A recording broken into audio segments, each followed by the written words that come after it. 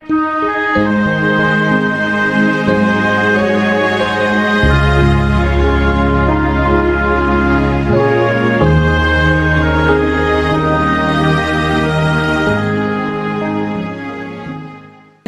con el estudio de la palabra de Dios. Les invito a que abran sus Biblias en el Evangelio según Juan, capítulo 17, versículo 21.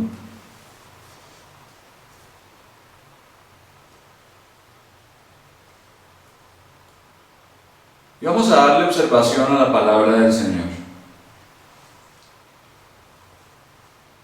Para que todos sean uno, como tú, oh Padre, en mí y yo en ti, que también ellos sean uno en nosotros, para que el mundo crea que tú me enviaste. La gloria que me diste, yo les he dado para que sean uno, así como nosotros somos uno. Yo en ellos y tú en mí, para que sean perfectos en unidad, para que el mundo conozca que tú me enviaste y que los has amado a ellos como también a mí me has amado. Padre, aquellos que me has dado, quiero que donde yo estoy, también ellos estén conmigo, para que vean mi gloria que me has dado, porque me has amado desde antes de la fundación del mundo. Amén. En el contexto, nuestro Señor está rogando por los suyos, está elevando su clamor al Padre, su oración intercesora, y ha rogado no solamente por los 11, en este caso, porque ya Judas no se encontraba, sino además por todos aquellos que habrían de creer en Él por la palabra de ellos.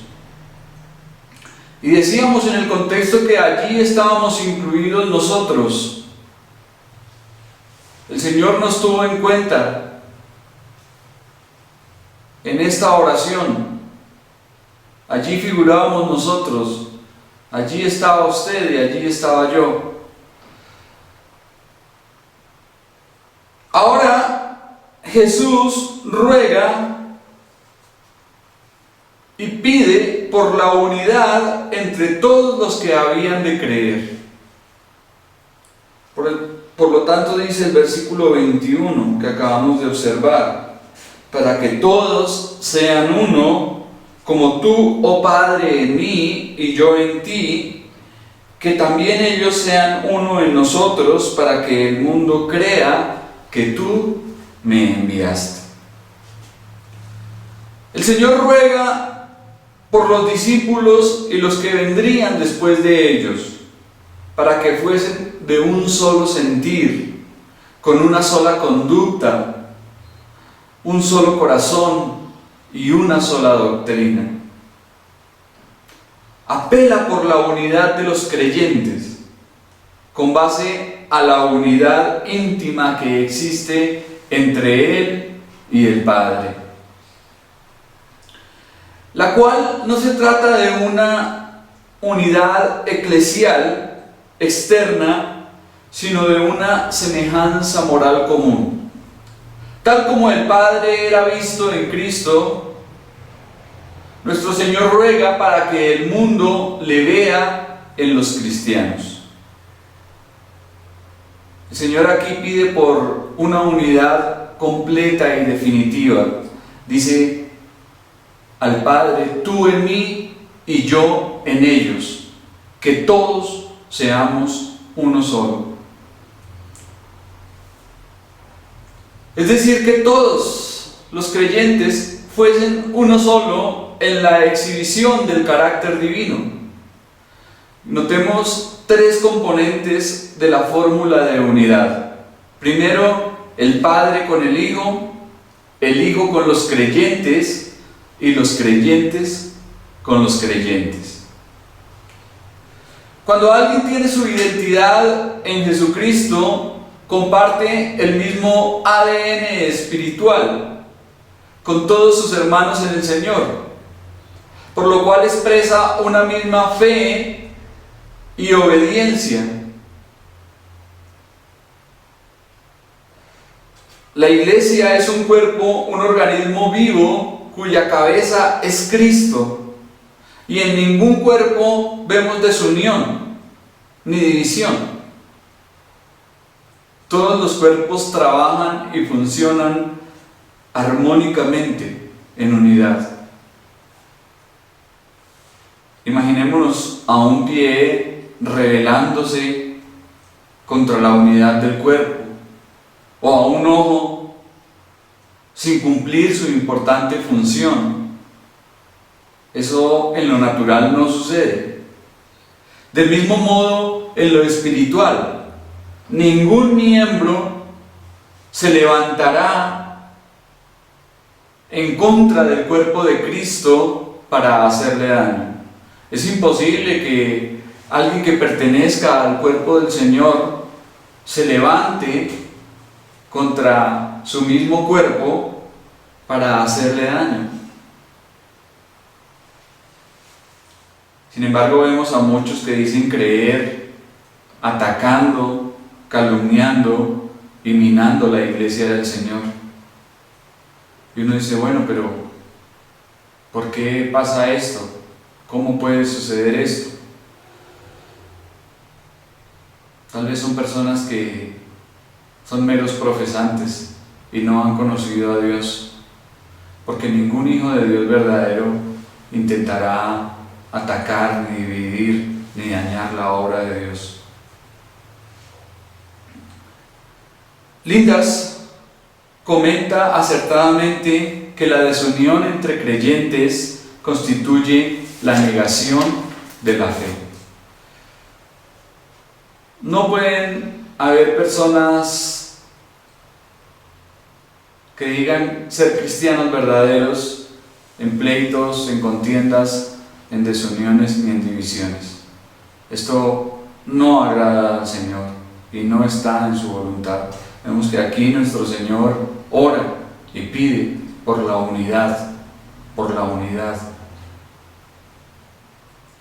Si estamos profundamente unidos a un solo Padre y a un solo Salvador, entonces seremos realmente uno. Y aunque tal vez nunca disfrutemos de una unión tan perfecta como la que existe entre el Padre y el Hijo, sí debemos aprender a gozarnos en la unidad cristiana y en la comunión fraternal con los demás hijos de Dios.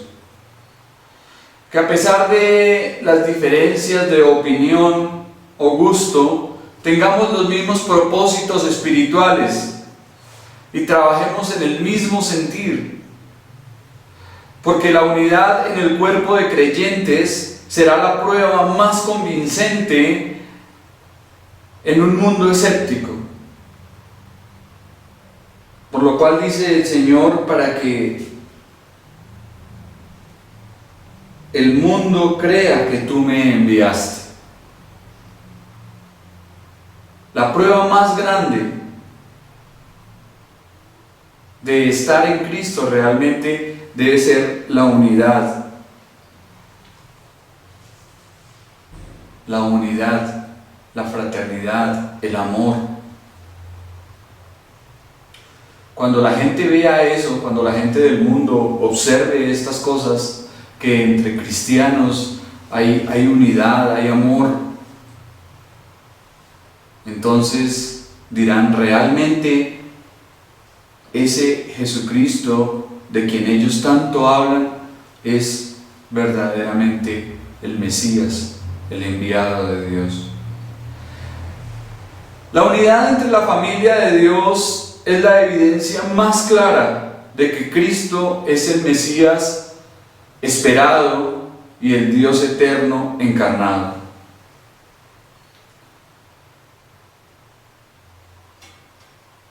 Cuando el mundo vea a mi pueblo sin divisiones ni contiendas, unidos en su forma de vivir, empezará a creer que un Salvador con un pueblo así es realmente el enviado de Dios. Esto es lo que nuestro Señor dice acá.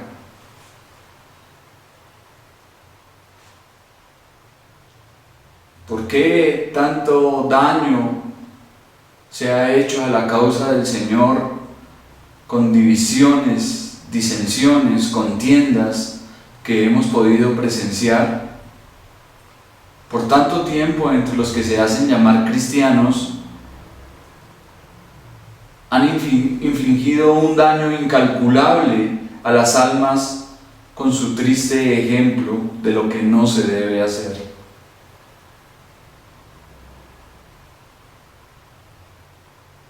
¿Cuánto ha afectado la obra de Dios y el testimonio cristiano las divisiones y los celos entre creyentes? George Newton dice: sufren nuestro Señor y su Evangelio por causa de los acaloradas contiendas de aquellos que se autodenominan santos. Entre gente que se pelea y se odia, divagando en pleitos y en rencillas, será imposible que el mundo vea al Señor. Por el contrario, lo hará entre aquellos que se aman y se mantienen en unidad. De modo que nosotros debemos guardar la unidad espiritual, procurarla todo el tiempo, porque eso es lo que el Señor desea.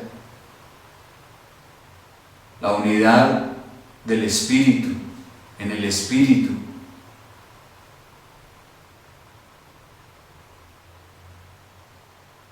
Siempre que haya algo contra alguien, contra algún hermano, sería bueno que llamemos a esa persona y tratemos de subsanar y de remediar las cosas.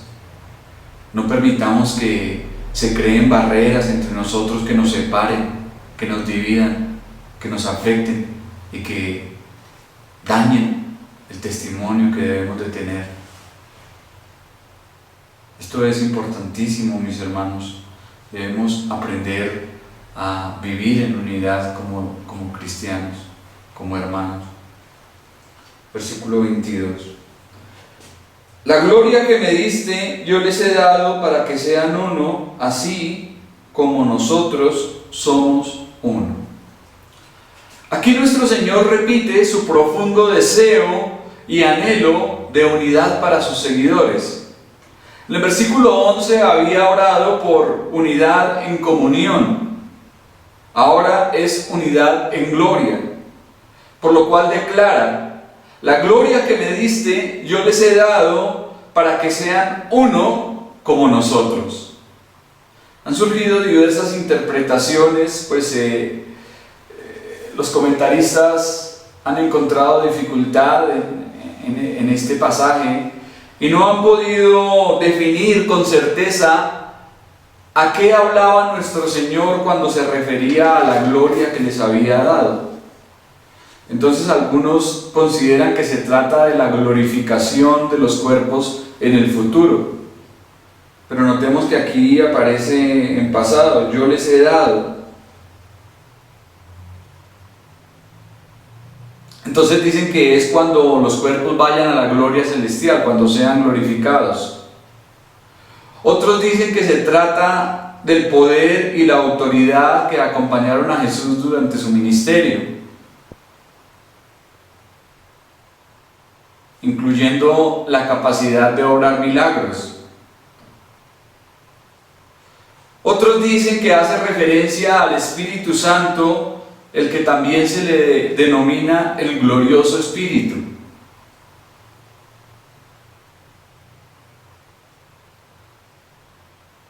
Hay variedad de interpretaciones con respecto a esta palabra. Sin embargo, considero que la gloria aquí mencionada se refiere a la revelación del carácter y la naturaleza de Dios, que Jesús realizó por medio de sus enseñanzas, milagros y supremamente en la cruz. Ellos vieron la gloria de Dios en la vida y obra de Cristo.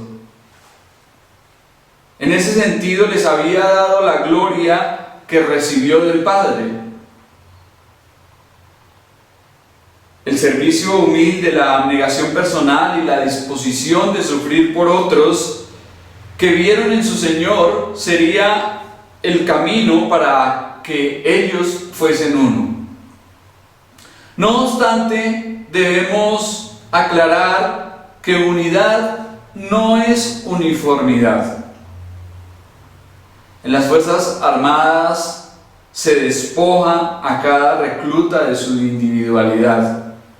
Y desde el mismo día en que entran allí, ya les pasan la máquina a todos, de modo que todos quedan con el mismo corte de cabello. Luego les dan el mismo uniforme, los mismos zapatos, las mismas sudaderas, comen la misma comida, tienen que aprender a contestar de la misma forma, suenan igual y se comportan igual, pero en el cuerpo de Cristo hay diversos miembros con distintos oficios. En el cuerpo del Señor todos no pueden ser iguales.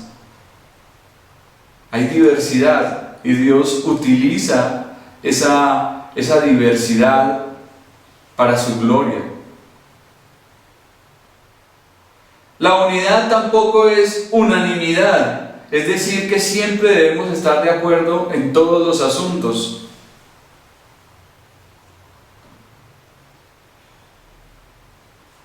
A veces discrepamos sin abandonar el amor y la aceptación. No necesariamente tenemos que concordar en todo, pero sí en lo fundamental. Y por último, la unidad tampoco es unificación. Existen varias denominaciones que han surgido porque algunos creyentes se han separado de otros. Y de seguro lo que han hecho no es admirable.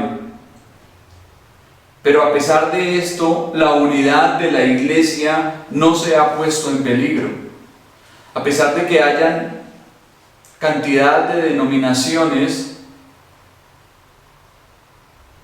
la unidad de la iglesia es una sola, porque el corporal de creyentes por los que Cristo derramó su sangre estará a salvo en su totalidad.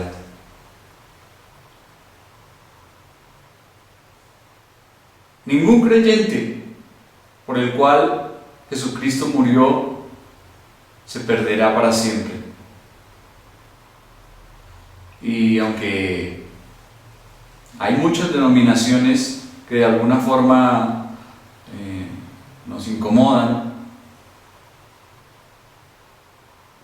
sabemos que en el cuerpo del Señor hay distintos miembros y que cada uno desempeña un papel y un oficio diferente e importante.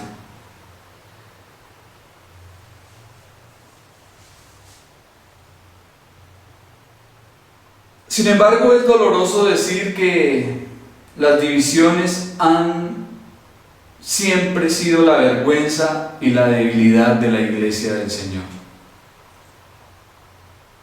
¿Cuán a menudo han malgastado los cristianos sus fuerzas contendiendo con sus hermanos en vez de contender contra el mal y el pecado? Ya creemos, cuando hayan resuelto sus conflictos internos, dice la gente. Por ahora que no me hablen nada de su cristianismo, ni que me hablen nada de su evangelio. Mientras ellos estén divididos y agarrados, no les creeremos nada de lo que nos digan.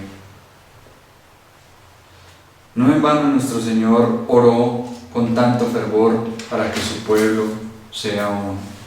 Cuán importante se hace en este tiempo también la unidad de la iglesia. Y no estoy diciendo que seamos ecuménicos y que aceptemos a todo el mundo que venga a decir cualquier cosa,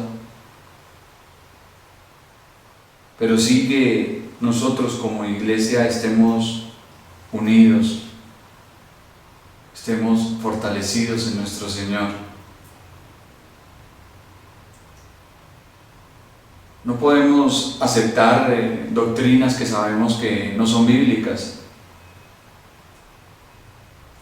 pero como lo digo, en lo fundamental, ahí debemos estar. Versículo 23. Yo en ellos y tú en mí, para que sean perfectos en unidad, para que el mundo conozca que tú me enviaste y que los has amado a ellos como también a mí me has amado. En este texto nuestro Señor comprime sus declaraciones sobre la unidad y muestra enfáticamente la gran importancia que le otorga, por lo cual parece decir: pido que mis discípulos estén tan íntimamente unidos conmigo en ellos y tú en mí, que puedan estar inseparablemente perfeccionados en un solo cuerpo, con una sola mente, voluntad, corazón y opinión. Y que el mundo, al ver esa unidad, se vea obligado a confesar que tú me enviaste y que les amas a ellos tanto como a mí. Como el Padre moraba en el Hijo durante su ministerio terrenal, ahora el Cristo glorificado moraría en ellos de modo que todos fuesen uno. Jesús no oró por una iglesia visible particular, sino por un solo cuerpo de elegidos. La iglesia que está formada por los verdaderos creyentes y santos, puesto que la unidad tiene un propósito doble, según este pasaje que acabamos de observar: que el mundo conozca y que los has amado. Es decir, que podemos encontrar un propósito misiológico y otro amante. Lo que más impactaría al mundo del naciente cristianismo sería la unidad y el amor. En Hechos de los Apóstoles encontramos que la iglesia primitiva tenía todo en común. Dice que aún vendían sus propiedades y lo ponían al servicio de la obra del Señor. Todos tenían todas las cosas en común, compartían sus bienes, compartían sus posesiones, vendían lo que tenían y lo traían a los pies de los apóstoles. También leemos que perseveraban unánimes en oración, en el mismo partimiento del pan y en predicar a Cristo. Ellos tenían todas las cosas en común, y eso fue tan impactante en su momento que la gente, al contemplarles, se decían: mirad cómo se aman.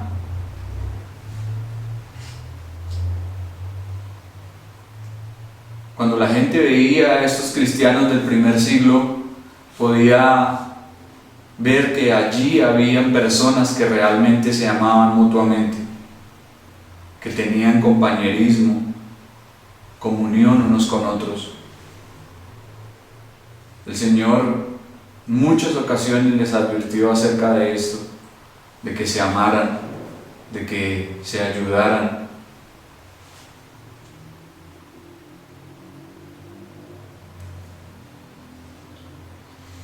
Y esas manifestaciones de unidad ausentes en el mundo incrédulo serían poderosamente llamativas y atrayentes. El mundo no está acostumbrado a ver esa clase de manifestaciones. Por eso para ellos sería algo muy impactante. Y aún hoy en día es muy impactante ver que hay personas que se colaboran, que se apoyan, que andan unidas y se aman. Aquí nuestro Señor no oraba por unidad de formas, disciplinas o gobierno, sino unidad de corazón, voluntad, doctrina y conducta, unidad genuina, sustancial, espiritual e interna.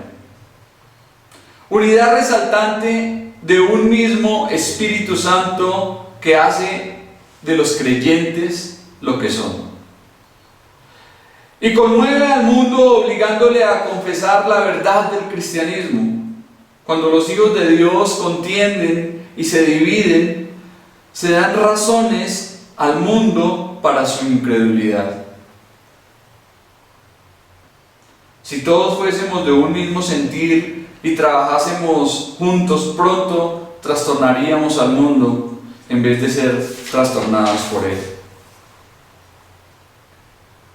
¿Cuánto necesitamos aprender de la unidad cristiana que el Señor está pidiendo en esta oración?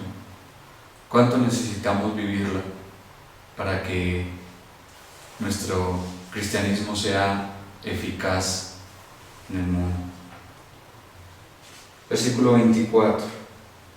Padre, aquellos que me has dado, quiero que donde yo estoy, también ellos estén conmigo, para que vean mi gloria que me has dado, porque me has amado desde antes de la fundación del mundo. En esta sección, el Hijo ora por nuestra glorificación. Ya ha pedido protección, santificación y unidad. Ahora ruega para que los suyos estén con Él en la gloria venidera, para que le vean y la compartan. Por lo cual dice: Padre, lo que me has dado, quiero que donde estoy yo, también ellos estén conmigo. Jesús considera a todos los que creen en Él como un regalo del Padre. Vemos que varias veces se ha referido a ellos como el regalo especial que su Padre le ha dado. Quiero no implica una orden contraria al tono humilde con que ha hecho sus peticiones, sino un deseo intenso que estemos con Él en la eternidad. El Señor aquí no está dando órdenes a Dios de ninguna manera. Él ha venido orando de una manera humilde, una petición detrás de otra, y aquí ese quiero indica eso, su deseo profundo en que los suyos compartiesen con Él la eternidad. Es su pedido ferviente en su intercesión. Por su parte, las palabras donde yo estoy, también ellos estén, muestran dónde estará la morada futura de los creyentes, que será en compañía de Cristo, que estaremos siempre con el Señor. Independientemente del lugar, nos basta con saber que estaremos con nuestro Salvador en su compañía. Alégrenos saber esto. Independientemente del lugar, sabemos que el lugar que la palabra de Dios describe como el cielo es un lugar hermoso. Pero independientemente de eso, independientemente de lo nuevo y de todo lo maravilloso que tengamos que ver, la nueva ciudad y las calles de oro y todo esto, la gloria más grande en el cielo será Jesucristo. Porque sin Cristo no hay cielo. Y debe animar desanimarnos totalmente la idea de que vamos a estar con nuestro Señor. Aún de pronto, si nuestro Señor nos lleva a su presencia antes de tiempo, podemos estar tranquilos y confiados porque nos vamos con Él. El apóstol Pablo dice: quisiera yo estar ausente en el cuerpo, presente en el Señor. Pablo sabía que el día en que tuviese que partir de este mundo, de esta tierra, se iba a la presencia de Cristo. Y esa debe ser la esperanza también de nosotros como cristianos: encontrarnos con nuestro Señor, con nuestro Salvador, estar con Él, verle cara a cara, disfrutar de su presencia y de su compañía. Vean mi gloria. No es observar como espectadores, como generalmente la gente se congrega en un estadio para observar un partido de fútbol. No es eso, no se trata de eso. No es que la vean allá y la observen, no. Ese vean mi gloria incluye la participación, el compartir y el disfrute conjunto. Es decir, que ver la gloria del Señor será disfrutar de ella, será gozarnos de ella, alegrarnos en ella. Y que me has dado parece aludir a esa gloria particular que el Padre en el pacto eterno decidió otorgar a Cristo como recompensa por la obra de redención. Luego dice nuestro Señor: porque me has amado desde antes de la fundación del mundo. Esta frase tiene el propósito de mostrar que la gloria de Cristo en el mundo se había preparado desde la eternidad. Dice: porque me has amado desde antes de la fundación del mundo. Antes del tiempo y la creación del hombre, Jesús estaba en la gloria.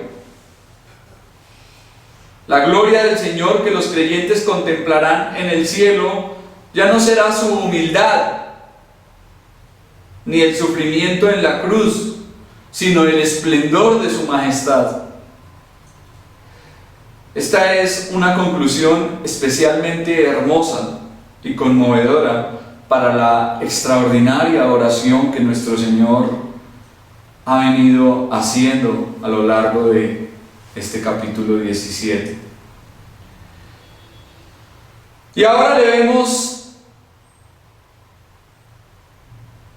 pidiendo para que estemos con Él, rogando. Y es cierto que ahora nosotros no podemos ver al Señor, en este momento no le podemos contemplar, pero finalmente le veremos cara a cara, estaremos en su misma presencia y disfrutaremos de su compañía. Los cristianos verdaderos estarán con Cristo y no necesitamos saber más. ¿A dónde va un cristiano al morir? A la presencia del Señor, a estar con su Señor. ¿A dónde estaremos por la eternidad? Con nuestro bendito Señor Jesucristo en la gloria eterna. Al final de nuestro caminar será nuestro Señor quien nos recibirá en la eternidad. Estaremos con Él en plenitud de gozo. Y esa debe ser una idea que nos debe animar todo el tiempo de nuestro peregrinar. A pesar de que pasemos por luchas y por dificultades en este mundo, a pesar de que tengamos tribulaciones y angustias, sufrimientos, como todos, algún día estaremos con nuestro Señor y Él nos consolará. Y allí no habrá más llanto, no habrá más tristeza, no habrá gemir. Todas las cosas viejas pasarán y el Señor hará todo nuevo. Y nos regocijaremos y nos alegraremos grandemente de estar con nuestro bendito Señor y de verle y de adorarle y no cesaremos por toda la eternidad de darle gracias por lo que ha hecho por nosotros. Amén.